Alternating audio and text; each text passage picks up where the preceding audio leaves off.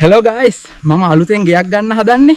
ඒ ගෙදර කවුරුත්ම ගන්නෙ නෑ හොල්මන් කියලා. අපි ගිහිල්ලාම බලමු පොට් එකට. මේ මොකද්ද යකෝ මේ? මම මේ වගේ දෙයක් හිටියේ. උඹට වඩා ලොකු බංගලාවල මං තනියම හිටියා. මේක මට කජ්ජක්. මේ ගෙදර රැයට පරිස්සමින් කොළුවෝ. මේකේ අద్භූත බලවේගයක් ඉන්නවා. මෙන්න ගෙදර යතුර. අද ඉදන් මේක ඔයාගේ. සුපිරි ගෙදර. හෙට උදේම අස්පස් කරලා කිරිටොයිය වගේ ලස්සන කරලා ගන්න ඕනේ.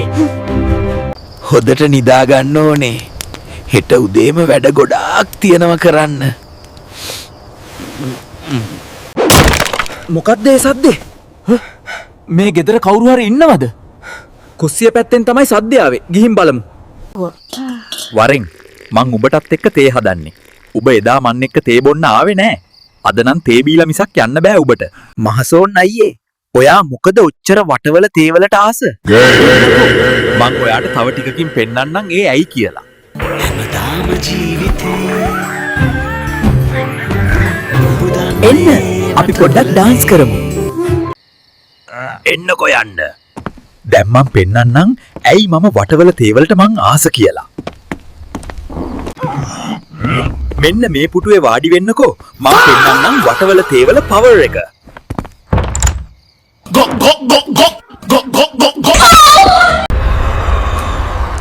මොකද්ද යකෝ ඒ උනේ? මටත් බය හිතුනේ ඒකට.